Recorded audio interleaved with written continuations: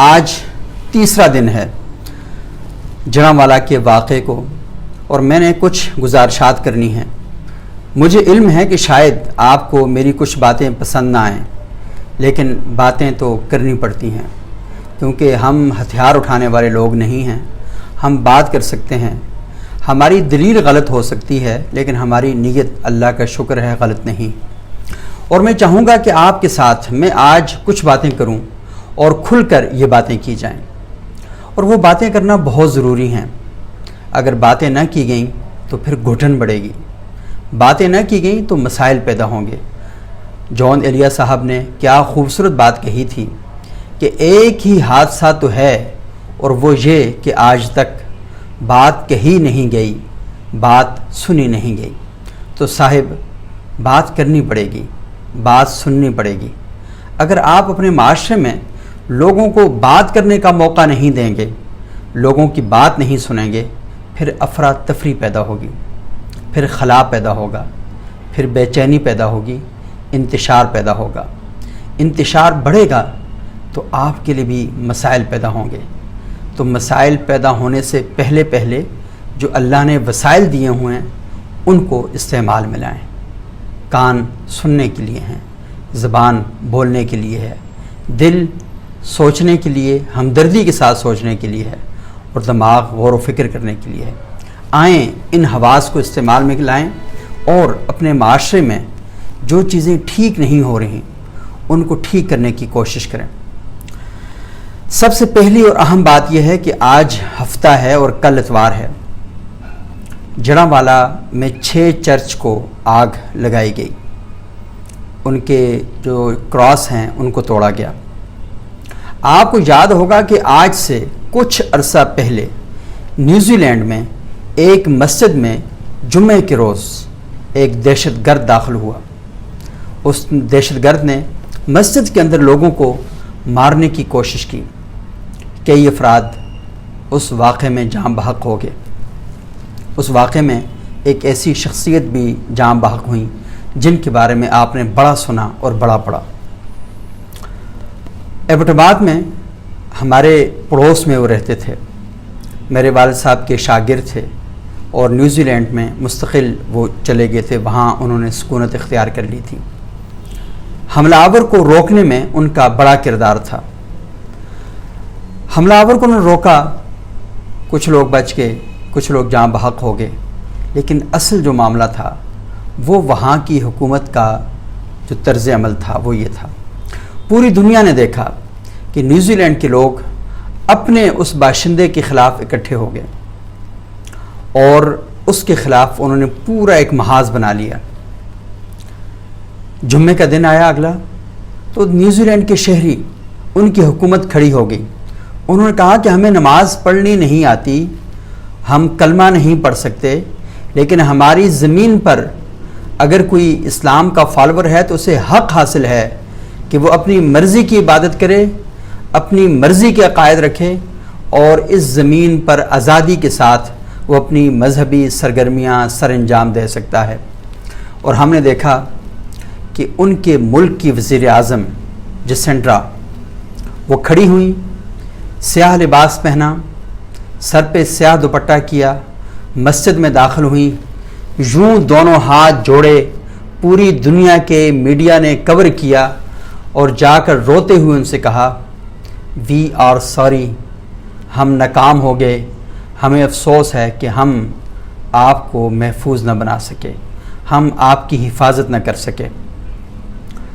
اس طرز عمل نے پوری دنیا میں جسینڈرا کا ایک نیا چہرہ پوری دنیا کے سامنے رکھا، اور پوری دنیا نے اسے اپریشیٹ کیا۔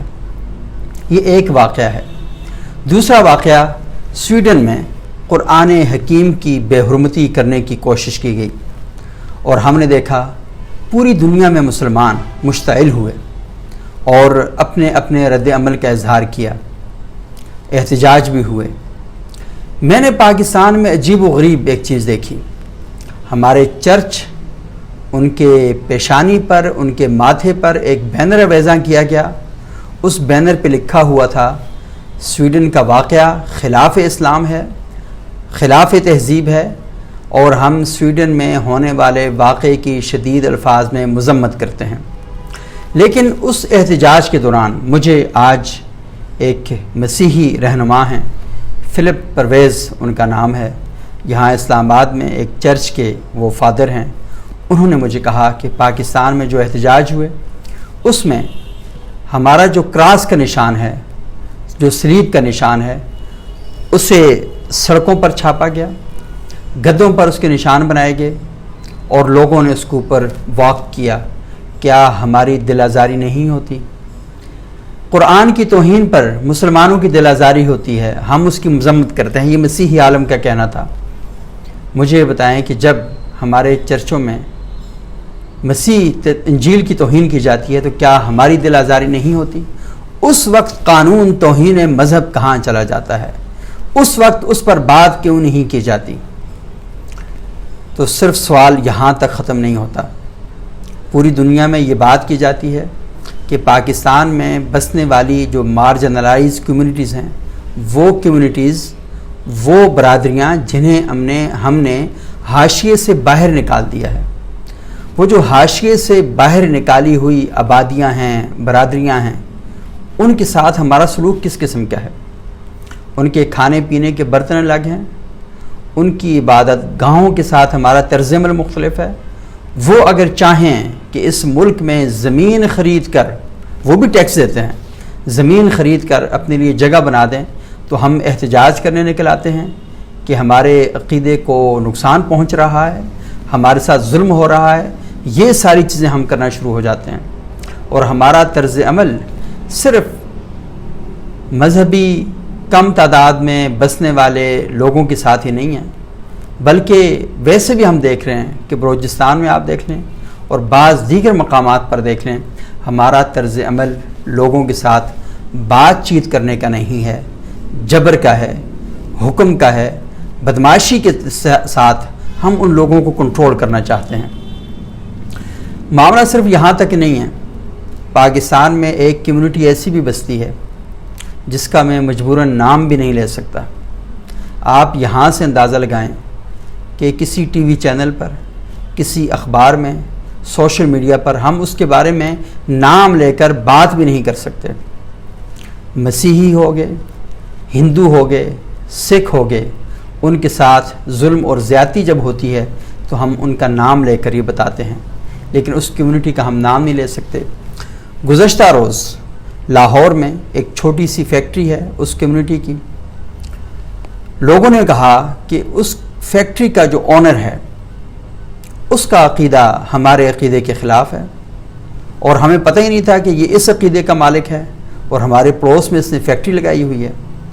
وہ گئے تھانے میں اور جا کے اس کے خلاف درخواست دی، وہ شخص ضمانت پر ہے 22 اگست تک، اور اس شخص کے بھائی نے اپنا کچھ سامان لینے کے لیے گزشتہ رات وہ فیکٹری میں گیا، میرے پاس اس کی FIR موجود ہے، ویڈیو موجود ہے، تو وہ فیکٹری میں گیا تو لوگوں نے اس کو پکڑ لیا کہ یہ یہاں پر آئے کیوں ہیں، اور یہ یہاں پر اپنی فیکٹری کو نقصان پہنچا کر ہمارے اوپر الزام لگانے والے تھے، اور پولیس کو 6 افراد پکڑ کر پولیس کے حوالے کر دیے۔ پولیس کو سلام پیش کیجیے، پولیس نے 6 افراد پر بھی پرچہ کاٹ دیا، یعنی اپنی فیکٹری میں داخل ہو کر اپنا سامان لے جانے پر، وہ فیکٹری کوئی سیل نہیں تھی، پولیس نے ان کے خلاف پرچہ دے دیا۔ تو مجھے بتائیں، آپ پوری دنیا میں پاکستان کا کیا تعارف کروا رہے ہیں؟ پوری دنیا میں پاکستان کی کیا شناخت پوری دنیا کے سامنے پیش کر رہے ہیں؟ اور پھر آپ پوری دنیا سے کہتے ہیں کہ پاکستان جنت ہے، آپ یہاں سیاحت کے لیے آئیں، آپ پاکستان میں سرمایہ کاری کرنے کے لیے آئیں۔ مجھے یہ بتائیں کہ جس ملک میں صبح و شام اس قسم کے واقعات ہوں گے، سیاح وہاں خاک آئیں گے، یہاں پر سرمایہ خاک آئے گا، سرمایہ دار اس لیے یہاں پر آئے کہ اس کی فیکٹری کو آگ لگا دی جائے، سرمایہ دار یہاں پر اس لیے آئے کہ آپ اچانک سے ریلی نکالیں، جلسے نکالیں، جلوس کریں اور ان کی املاک کو نقصان پہنچا دیں، وہ پاگل ہیں یہاں پر آئیں۔ سری لنکا کے واقعے نے کیا پیغام دیا پوری دنیا کو؟ خوشاب کے واقعے نے پوری دنیا کو کیا پیغام دیا؟ جڑاں والے کے اس حالیہ واقعے نے کیا پیغام دیا؟ گوجرا کے واقعے نے کیا پیغام دیا، میں کتنے واقعات کو آپ کے سامنے ذکر کروں۔ یہ ساری چیزیں ہو رہی ہیں، ہمارے معاشرے کے اندر ہو رہی ہیں، اور ہم یہ سمجھتے ہیں کہ ہم مظلوم ہیں۔ آپ یہ کہتے ہیں کہ یورپ کا دوہرا طرز عمل ہے، آپ کا بھی دوہرا طرز عمل ہے۔ کیا ایسا ہو سکتا ہے کہ کل اتوار کا دن ہے، جڑاں میں جو 5 یا 6 چرچوں کو آگ لگائی ہے، ہماری مسلمان کمیونٹی وہاں پہنچے، ہمارے آرمی چیف صاحب وہاں پہنچیں، ہمارے وزیر اعظم صاحب وہاں پہنچیں، ہمارے صدر صاحب وہاں پر پہنچیں، پاکستان کی بڑی مذہبی جماعتوں کے رہنماؤں کو لے کر وہاں پہنچیں، اور ہماری مسیحی برادری وہاں پر عبادت کرے، اور ہماری فوج، ہماری پولیس، ہمارے علماء اور ہمارے اکابرین ملت اور قوم سارے وہاں پر کھڑے ہوں، اور کھڑے ہو کر کہیں کہ ہم آپ کی حفاظت کریں گے، اور ہم انشاءاللہ دوبارہ اس قسم کا واقعہ یہاں پر نہیں ہونے دیں گے۔ کیا ایسا ممکن ہو سکتا ہے کہ ہم اناجیل کے نسخے لیں اور ان چرچوں میں جا کر عزت، ادب اور احترام کے ساتھ وہاں رکھیں؟ کیا ایسا پاسبل ہو سکتا ہے کہ ہمارے مذہبی رہنما اس چرچ کی عمارت پر جہاں سے سلیب توڑی گئی تھی وہاں جا کے مسلمان علماء سلیب لگائیں اور یہ بڑی بات کریں کہ ہمارا سلیب کے ساتھ عقیدہ نہیں ہے، لیکن ہم یہ کرنا چاہ رہے ہیں کہ یہ بتانا چاہ رہے ہیں کہ ہم انٹرفیتھ ہارمنی پر بات کرنا چاہتے ہیں تاکہ بین المذاہب ہم آہنگی کی فضا ہموار ہو؟ کیا یہ ہم کر سکتے ہیں؟ اور کیا ہم یہ کر سکتے ہیں کہ جو چرچ جلائے گئے ہیں، جو لوگ ان چرچوں کو جلانے میں انوالو تھے، ان کی پراپرٹی کو فروخت کیا جائے، ان سے پیسے لیے جائیں اور ان سے پیسے لے کر ان چرچوں کی اثر نو تعمیر کی جائے؟ اور اس سے تھوڑا سا آگے بڑھ کر کیا ہم یہ مثال قائم کر سکتے ہیں کہ پاکستان کی بڑی مذہبی جماعتیں، پاکستان کے بڑے مدارس، مفتی منیب الرحمان صاحب، مفتی تقی عثمانی صاحب، مولانا شہنشاہ نقوی صاحب، علامہ راجہ ناصر عباس صاحب اور اس قسم کی جو دیگر شخصیات ہیں وہ ساری سامنے آئیں، اور آنے کے ساتھ وہ یہاں جو بستیاں ہیں جن کے گھروں کو آگ جلائی گئی ہے، اور ہر جماعت کہے کہ 5-5 10-10 گھر جو ہیں ان کو ہم رینوویٹ کریں گے، ان کی تعمیر ہم کریں گے، اور اس میں جو نقصانات ہوئے ان کا ازالہ ہم کریں گے، بلکہ ان سے تھوڑا سا بہتر ہم کام کر سکتے ہیں۔ صرف مذمت نہیں صاحب، مذمت کرنا بہت آسان کام ہے، کوئی عملی اقدامات کریں، اور عملی اقدامات صرف یہاں تک ہی محدود نہیں ہونے چاہیے، بلکہ ہمیں تھوڑا سا اور آگے بڑھنا چاہیے، اور آگے اس طریقے سے ہم بڑھیں کہ ہم جن لوگوں نے یہ کام کیا ہے، حکومت کا کام بنتا ہے کہ قانون کے مطابق انہیں سزا دے، اور اگر قانون نہیں ہے تو قانون سازی کی جائے، اور اس سے آگے بڑھ کر جو کام بنتا ہے وہ یہ کہ اللہ کے رسول صلی اللہ علیہ وآلہ وسلم نے نجران کے مسیحوں کے ساتھ جو ایک معاہدہ کیا تھا، اس معاہدے پر اگلے جمعے کو پورے پاکستان کی مساجد میں تمام مکاتب فکر کے علماء خطبہ دیں، یونیورسٹیز اور کالجز میں اس معاہدے کو اویزا کیا جائے، قائد اعظم کی 11 اگست کی تقریر کو پورے پاکستان کے در و دیوار پر چسپاں کیا جائے، نئی نسل کو یہ بتایا جائے کہ جڑاں میں 2 معاہدوں کی خلاف ورزی ہوئی ہے۔ ایک معاہدہ بانی اسلام حضرت محمد مصطفیٰ صلی اللہ علیہ وآلہ وسلم نے بحیثیت نبی کیا تھا، اور یہ معاہدہ نہیں تھا، یہ یک طرفہ چیز تھی، اور کہا گیا تھا کہ آپ کے معابد کی ذمہ داری، ان کی حفاظت ہماری ذمہ داری ہے، اور اللہ کے رسول نے یہ بات ارشاد فرمائی تھی کہ حشر کے میدان میں اس شخص کے گریبان پر میرا ہاتھ ہوگا جس نے معاہد کے ساتھ یا ذمہ کے ساتھ اور اس کی عبادت گاہوں کو نقصان پہنچایا، اسے نقصان پہنچایا، تو اس کی طرف سے بطور استغاثہ میں پیش ہوں گا۔ اللہ کے رسول کا کیا ہوا وعدہ، اللہ کے رسول کا کلمہ پڑھنے والے کچھ نام نہاد بدبختوں نے توڑا ہے۔ ایک معاہدہ ہم نے یہ توڑا، دوسرا معاہدہ جو ہم نے توڑا وہ قائد اعظم محمد علی جناح کا معاہدہ تھا۔ اس میں قائد اعظم نے یہ بات کہی تھی کہ پاکستان بن چکا، آپ آزاد ہیں اپنے چرچوں میں جائیں، آپ آزاد ہیں مندروں میں جائیں، آپ آزاد ہیں مسجدوں میں جائیں، ریاست کا آپ سے کوئی لینا دینا نہیں ہے۔ 2 معاہدے ہم نے توڑے ہیں، تو کیا ہم یہ کام کر سکتے ہیں کہ یہ جو 2 معاہدے ہم نے توڑے، بانی اسلام کا معاہدہ اور بانی پاکستان کا معاہدہ، ہم بحیثیت پاکستان کے شہری ہونے کے اور پاکستان کے جو اکابرین ہیں وہ جائیں ان ساری چیزوں کو، ان کا ازالہ وہاں پر کر کے آئیں۔